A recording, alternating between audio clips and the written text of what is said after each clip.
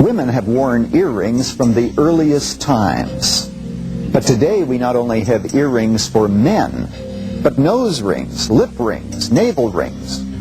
Never mind that tongue rings have been known to put poisons within the bloodstream and to create grooves on teeth.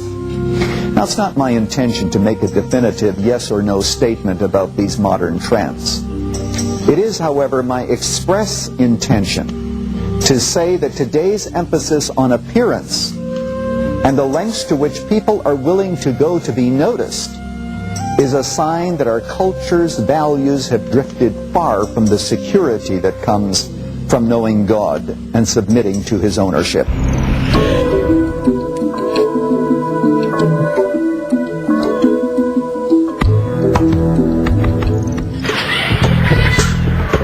It's just a need, it's an inner urge. For myself, it was an urge, I did it. If I need to put a huge hole in my ear, I do it. I feel if you withhold those urges, it's unhealthy. John Guat responds to his inner urges in a big way. He's been stretching his earlobes for 3 years, and he doesn't mind if people notice.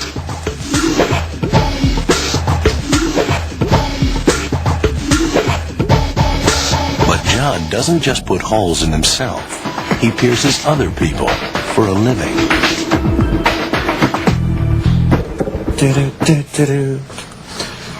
So we're going to do a little fixer-upper. In his studio, John's bringing one of the oldest forms of body art into the modern world.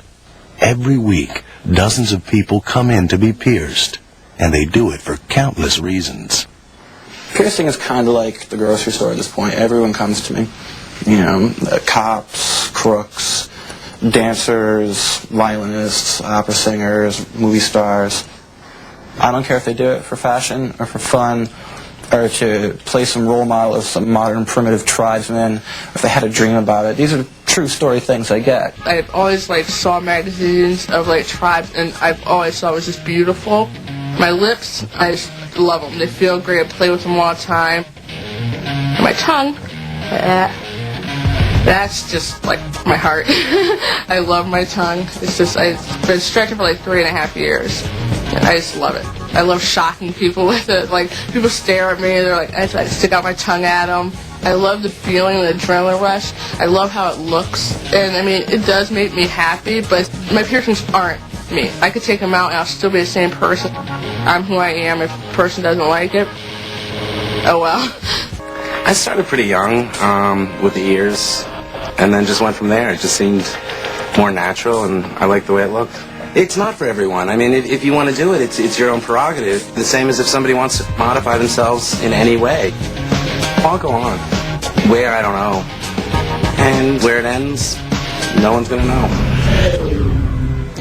We can survive this culture with its misdirected emphasis on physical beauty by remembering that God said, "Man looks at the outward appearance, but the Lord looks at the heart."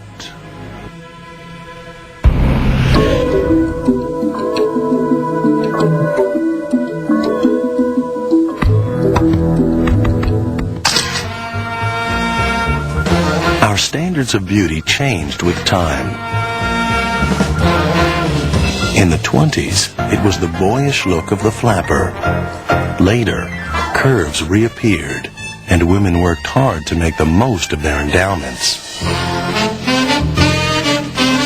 Now, thin is in again, and the supermodel look is considered the ideal. But for most Western women, the focus is the face. They rely on pigment and powder to enhance their appearance.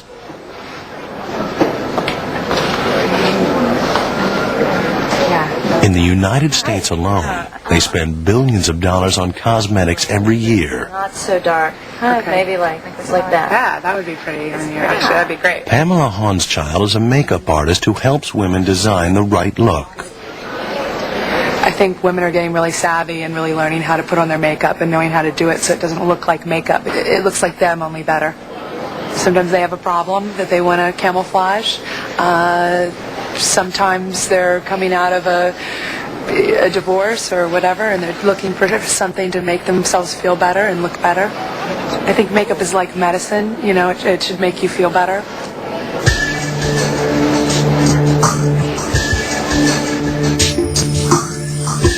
Okay, you could put a little on the outer corner.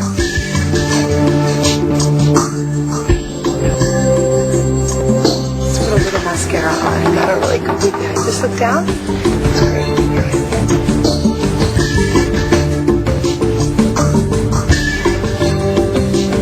Perfect. Perfect. That's good. God prepared a body for Jesus. But what did he look like when on earth? We might have a clue about his appearance thanks to a description given in the prophet Isaiah. What we learn is that Jesus might have been very ordinary in his appearance. Isaiah wrote, He had no beauty or majesty to attract us to him, nothing in his appearance that we should desire him. Apparently, Jesus was not a man with an attractive physique. He was not a handsome specimen of manhood. He was strikingly ordinary. And perhaps, if I might be forgiven for suggesting it, unattractive. And of course, when he was lacerated before the crucifixion, his body was so badly disfigured that it was marred beyond human likeness, we read in Isaiah. He knew that his faithfulness to the Father's will was much more important than the appearance of his body. He knew that though he might not rate on the arbitrary scale of worldly values, he would yield himself to the Father's will, and that was all that really mattered. This body, his ordinary body, would be used to touch a leper, to hold a child, and to speak the words of God. We see him looking beyond the outward to the inward. He knew that a huge gap often existed between outward appearances and inward affections. This would be the body with which he would glorify the Father and purchase the salvation of all who would believe. This would be the body that would endure the sword in its side and the nail prints in his hands. Jesus stands as a powerful rebuke to the body worship of our generation. He invites all who would follow him to adopt a higher set of values, to look beyond the physical to the eternal, and to learn to accept others for who they are and not how they look. But we have this treasure in jars of clay to show that this all-surpassing power is from God and not from us. We must lead the way. Next time we get together, we'll consider our last issues on this subject.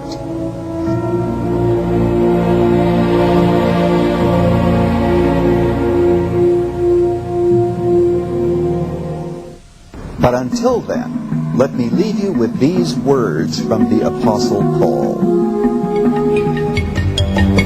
The man without the Spirit does not accept the things that come from the Spirit of God, for they are foolishness to him, and he cannot understand them because they are spiritually discerned. The spiritual man makes judgments about all things, but he himself is not subject to any man's judgment.